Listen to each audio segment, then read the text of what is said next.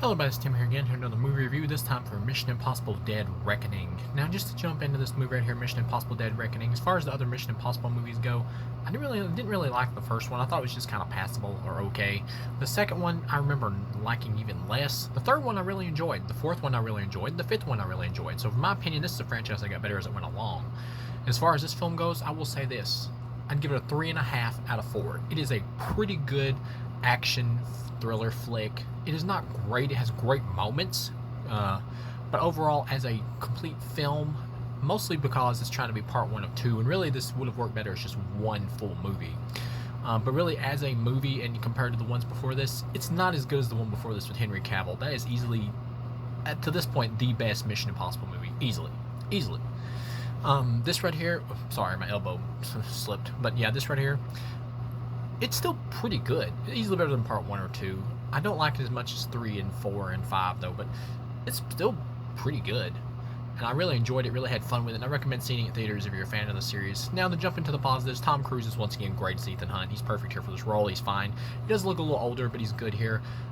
Same kind of problem persists in this movie that was in some of the earlier films. It's like, well, why do you really need a team for these movies? I appreciate when they give more screen time to like Ving Rhames and Simon Pegg and stuff as like the character Luther and Dunn or whatever, who are like the tech guys. I appreciate when they give more screen time to them and stuff, but really most of everything in this movie is done by Ethan's. His Tom Cruise's character. It makes sense he's the star, but at the same time, though, why do you really need a team for this? And Rebecca Ferguson's character, who is pretty important in the last two, she's just pretty much rode out here. She just gets killed off by the new villain who's called Gabriel, working for this AI artificial intelligence called the Entity, which I don't know where the Entity came from or anything. They're just saving that for the next movie, part 2 of this.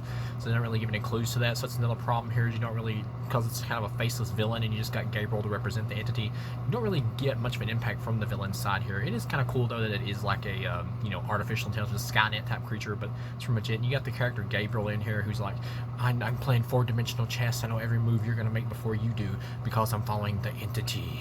He's like obsessed with this thing. You never really get a reason why. It's just like, well, he's crazy. That's it. And he has ties to like Ethan Hunt's past because he like killed a girl that he knew or whatever. And this character just now shows up in this movie. So it's like they're trying to create like Ethan Hunt's like Joker character, but it just comes in this movie. So it feels a little out of place. You get the big action scene at the end on the train, which is pretty cool. The character Gabriel has this Asian sidekick with a sword, basically running around kicking ass. She acts like a crazy psychopath the whole movie, just wiping people out. She's played by the actress who I believe was in the Pitch Perfect movies, who's also in the Guardians of the Galaxy flicks as Mantis. She actually looks pretty hot here with the blonde hair. She looks pretty good.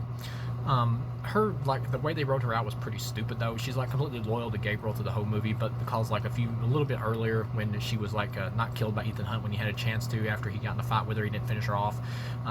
Gabriel turns around and stabs her, and he's like, the Entity calculated that you would betray us because, Ethan Hunt didn't kill you or whatever. And it's like, well, no, she's going to betray you now because you stabbed her. So that was just pretty stupid. She pretty much just does nothing for the whole rest of the climax of the movie until at the end when she saves Ethan Hunt's life or whatever, when he's like falling out of the back of a train as it's exploding. He has to like unhook one half of it from the other to keep all the passengers from getting killed. And she pretty much pulls him up and she just like passes out. You get the idea that she's going to die. But when these agents are walking in there, like checking her pulse, and they're like, well, no, she's still got a pulse. So I'm like, well, I guess they're going to bring her back for the next movie. I hope they don't put her on Ethan Hunt's team because I really don't buy that. Like trying to track down Gabriel or whatever. I don't know. It just felt weird what they did with this character. It just felt unearned, like having her turn to the good side because she acts so crazily psychotic evil in this, and she had to know what Gabriel was doing. And they give her no character. She's just like a henchwoman. That's it. So you don't really know anything about her. Her name's Paris. That's it. But her action scenes are cool. Rebecca Ferguson, she just gets wasted in this. She is good when she's there, but when she gets killed by Gabriel or whatever, just so specifically they can introduce Haley Atwell's like pickpocket character to be the new love interest for Tom Cruise. And you get hints that Tom Cruise and Rebecca Ferguson are supposed to be in a relationship, but they never actually kiss, so they never really, solidify it. So she just gets killed, and you got like Haley Atwell. They're like, hey, you want to join the team? It's just like, wow, luckily we had that replacement right there for Rebecca Ferguson's character. It's just like completely pointless what they do with her character. It would have been much more impactful if they would have made him and Rebecca Ferguson a strong couple in the movie, and then had Gabriel kill her off, and then it would have been the whole question of will he take revenge on Gabriel and kill him at the end or not. Spoiler alert, Gabriel gets away. He doesn't get to kill him.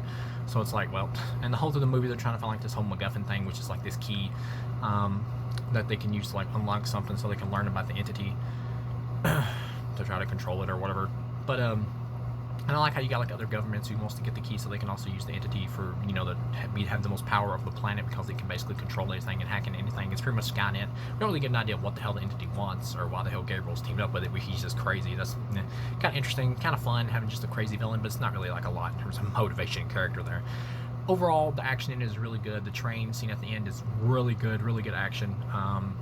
The action scenes that we do get where Ethan Hunt or Tom Cruise like jumps off a cliff or whatever, a mountainside or whatever, on top of the train with a parachute, pretty cool.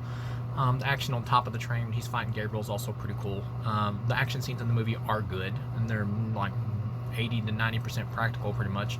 So yeah, they're pretty much all good. Overall, it's a pretty good movie. It's not as good as 3, 4, and 5, only because the script isn't as strong here, because they're trying to set so much stuff up because they don't want to make like one movie. And to me, that was a mistake. This should have just been one film. But overall, for what it is, for a Part 1, Dead Reckoning Part 1, it's pretty good. And I recommend it. If you like the other Mission Impossible films, you'll like this one. So, thank you for watching, and I'll see you again.